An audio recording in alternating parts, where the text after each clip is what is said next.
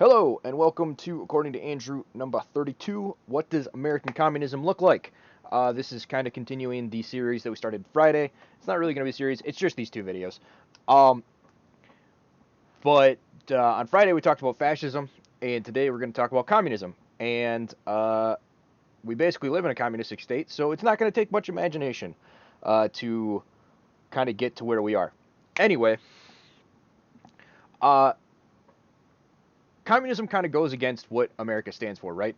You have this idea of uh, the the tallest nail gets the hammer. Everybody must be equal and stuff like that. So, like, how do you sell that to this idea of um, this freedom-loving America that takes no stance on or will take their chances and risk everything and stuff like that, and they believe in the American dream and a go-get-'em attitude, right? So, how do you sell that to them? Uh, Well, there's a couple of things. So, not obviously. There's this guy Yuri Bezmenov. He's a KGB defector, or yeah, used to work for the KGB and defected to America, and he gave a lecture on how you do cultural subversion. We'll go through some of his stuff, um, and some of the points that he makes uh, a little bit later. And I highly recommend going and watching that. I will link um, the, the video in the description of the various wherever you get this, YouTube, BitChute, Podbean. So you can go watch that. Somebody did a good job of stitching all the various clips together and making one big thing. So props to him and thank you very much. Anyway, how do you sell it to America? So America's got this thing of freedom. So how do you exploit this idea of freedom? Well, there's a couple ways. So the first is that because you have this freedom, you have no will and no ability to resist the subversion that Yuri talks about. So, as you get people into places of gatekeeper positions, places of authority, whether it's teaching positions where they're teaching your kids, or political positions of power, things of that nature, you get these people into these positions, and because there's this idea of American freedom, it's going to be like, well, you go against all of our values and stuff like that. But uh, they want not to have freedom. They want to take over the stuff. But it's like, oh, well, are you afraid to let them say their opinion, to allow them to speak? This whole idea of sunlight's the best disinfectant. But it's like, okay, but that's not how the world actually works, right? If you allow them to get into these positions, they won't allow the other positions to be said. It won't, like, this sunlight's the best disinfectant won't be allowed to do. So if you just don't prevent them from getting in there to begin with, and don't, then you can kind of prevent some of these issues. It's always easier to, America wants to try to save the person after they've been bleeding out for 20 minutes when they could have just put their hand on the wound, like, 20 minutes ago, and stopped the bleeding and potentially healed them up already. So it creates a mess. And part of the reason America is so susceptible to this is because America kind of tried to be its own god in a sense when it was founded. So one of the primary problems that America has is this one of the classic phrases from the American founding. We hold these truths to be self-evident, that all men are created equal, right? Um, this creates a huge problem with rights and freedoms, because if another group comes along, like Bernie Sanders, the Bernie Sanders crowds, and starts claiming that healthcare is a human right, there isn't a basis to refute the argument, because the basis is that they are self-evident, aka made up, instead of being based on eternal and a never-ending truths of God. And there is a basis of that outside your own will, or reference back, will to reference back to, and put a limiter on one's desires. And Bezmenov talks about this as well, where you conflate this idea of privileges and rights, or rights and obligations. Uh, like when you have rights, it's not a right to be late. It's like taking on rights means you are taking on more responsibilities and more obligations, versus the other way around, which is how the left kind of views rights, and the communist way of viewing rights, which is you should just be given stuff. Um, And you can see in this whole thing, we hold these truths to be self-evident that all men are created equal. Okay, well, what does that sound like? Equality, the original sin, right? The um, the whole thing about communism is that everyone is equal, and that creates all these. It's the thing that triggers all these starting issues. Um, Everybody should be equal. That's uh, the basis for all the left-wing propaganda. It started with the devil, and Lind has this great quote. So church tradition says that reasons for war in heaven was that Satan demanded equality with God, right? We want to be equal. The tradition the tradition is supported by one of Satan's temptations of Christ, where he offers Christ all the kingdoms of the world if he will bow down and worship him. Today's cultural Marxists, Satan demands equality, but really he seeks to be the top dog, or since we were speaking of the devil, top cat. Um, and so you couch this idea of freedom and stuff like that in all of these ideas of equality. And one of the ways that you get to that is by sowing the seeds of division through envy. And the biggest, one of the big dividers right now is between boomers and millennials, and the fact that millennials don't have the same, and I guess it's starting with Gen Z and stuff like that, but Gen Z doesn't feel sold out by their Gen X parents. Um, that the boomers had they had the goose that laid the golden egg, and they decided to kill the goose that laid the golden egg. They had a robust economy that was steaming along, and they decided to ship all of that manufacturing over to China once they had made their money, and so they could have stuff slightly cheaper at the cost of the future of their country and their children. It's really disgusting. But just because that's happened doesn't. There's some people that are naturally going to react to that and say, well, you already fucked this whole system up, so I want mine, right? Like, people will be like, oh, well, communism is going to tear the whole system down or fuck everything up. And it's like, well, you know what? You already sold out the system, so I'm going to sell it out now and get my little bit left. I'll mortgage the last little bit of the farm because you already mortgaged the farm up to its eyeballs, so I'm going to take that last $100 that's left in the whole thing, and it's going to be mine because fuck you. You already took 99% of the entire value out of it already. It's not worth saving, kind of thing. Now, I don't agree with this, but there have been times in my life where I did. And it's really easy when this kind of stuff is going around to frame the government as Robin Hood. Because you have this idea that the American dream was robbed from you, right? We just want to be able to have everybody have the same chances to live the American dream. And you're allowed to decide what that American dream is, but that there is a certain amount of prosperity, or there's a certain amount of expected wealth that goes along with that. So we want to just kind of get you that much, and then we're good, kind of thing. And that's obviously not how it's going to work, but that's how it's sold to you. And so they do this by blaming like the 1% and stuff like that. And part of it rings true, and some of the stuff they say is true because we've seen with people like Epstein and stuff like that, like they're not actually wealthy. They made a deal with the devil, and their millions or whatever are completely fake. Some of the uber wealthy stuff, like there are some people who are rich, like that don't fall into this. In fact, I would say most, but like the ultra wealthy, your Bill Gates, your Soroses, your Epsteins, those type of people, like they made some kind of deal. So it's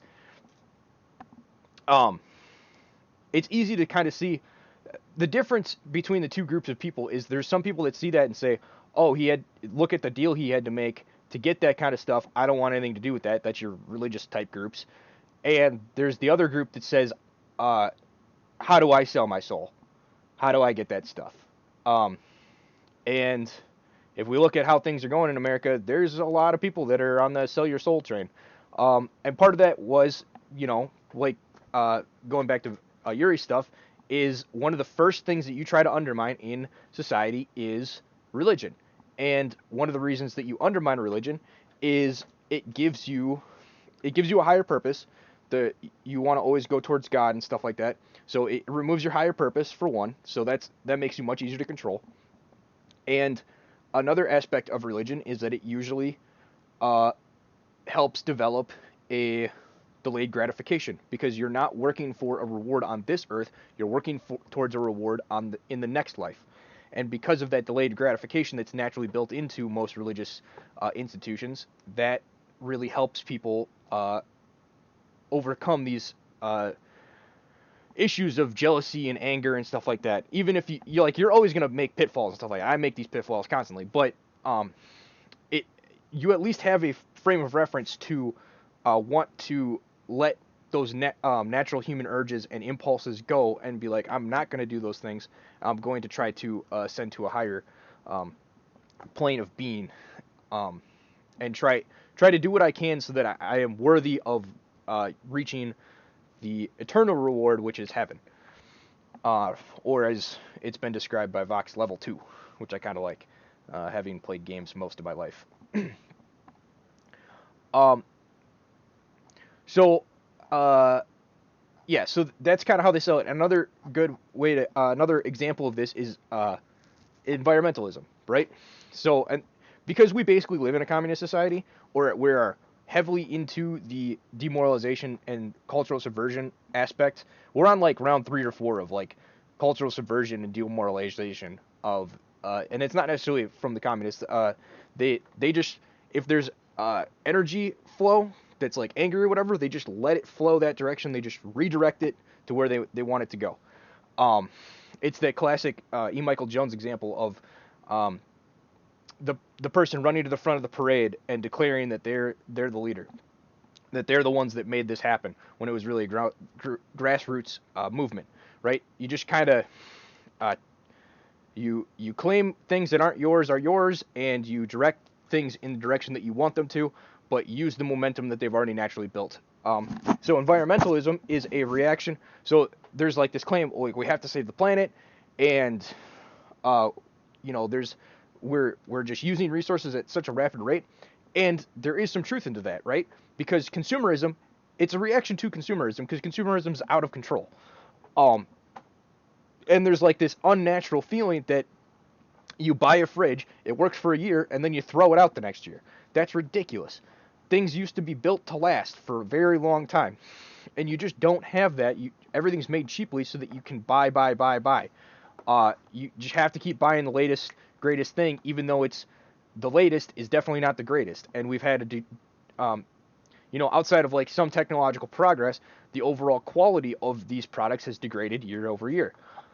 And so that's what the reaction to environmentalism is. But like that's what the environmental reaction is. But it's the classic watermelon, where it's a green movement, green on the outside, red on the inside. It's a green movement. It's a communist movement disguised as a green movement.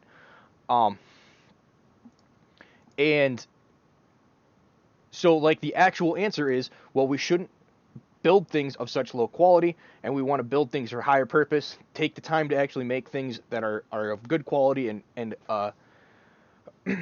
are fit to the standards that we want them to be.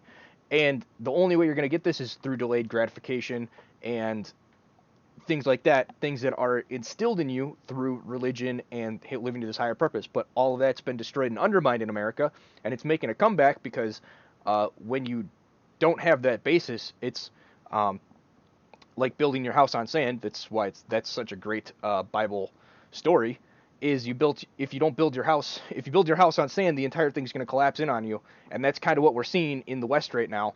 And so we are going to, once we realize that, we are going to start moving and start building our houses on rock. But to have to redo the entire construction process again, it's going to take a lot of work. It's going to take a lot of rebuilding. So, yeah, those are kind of some of the things that we're going to have to see over the coming years. So yeah, that's kind of what's going on. I highly recommend checking out Yuri's video. But as you can see, these festering things of communism it's hard to say what America will look like, because it kind of is already there. Like, sure, we're not strictly communist, but there's we're almost everything but the word, right? Okay, sure, we get to vote, we get to do this. Like, the government controls a massive amount. What they don't control, they basically, like, Twitter and Facebook and Google were all CIA funded projects, right? Um, it's we don't really have communism, but quite frankly, we have something worse. We have like this like semi-communistic government set up with like technocracy uh, companies that act like communist governments basically do, and it's actually awful. But we'll get through it, and time will tell how this all works out. Um, but yeah, I'm gonna try to keep it a little bit shorter on this one. I didn't have as much to say on this one just because it's I don't know, it's something that you kind of see in your everyday life. Uh, with the movements, the people that are marching and stuff like that. This is all part of the cultural subversion. The you have to you bring in people, they undermine your institutions, they get them to into conflict with each other, undermine their people's trust and faith in them, and then they replace them with something that is much more useful. The church was replaced by environmentalism, or a million other isms. Um, and you just keep doing that and keep doing that and keep doing that, and every generation you can get a couple more. Basically, it takes one generation to make that happen. So you get one generation that undermines that stuff. Had the '60s movement, which led to like the gay movement, which has now led to the trans movement. Like, it's just, you make it worse and worse every generation. Eventually, you're gonna get a pushback, and that pushback is going to be violent, probably. It might not be. If people take the path of just disengaging and building their own societies and making sure that the subversion can't get into those societies, then that might just live over there, rot and collapse on its own, and you don't have to do anything. Um, and that's at this point, that's the play. Um, but if that doesn't happen, then you're gonna have conflict. And it's probably gonna be somewhat inevitable anyway. But I think we're a little ways away from that, and I wouldn't worry too much about it. I don't want to have people feeling unnecessary existential dread for no reason. But anyway, that's kind of all I had on this. So please like, comment, subscribe, whether you're on BitChute or YouTube or Podbean. I don't know if you can comment and stuff on some of these other on Podbean, but anyway, yeah, that's where I'm at currently. I tried to get a Rumble account set up. It's acting weird. I'm not sure what's going on there. So I'll try to get that set up, and that'll be another spot you could potentially get it. But anyway, this has been According to Andrew, and that is what America might look like come communist takeover. Thank you guys for listening, and have a good day.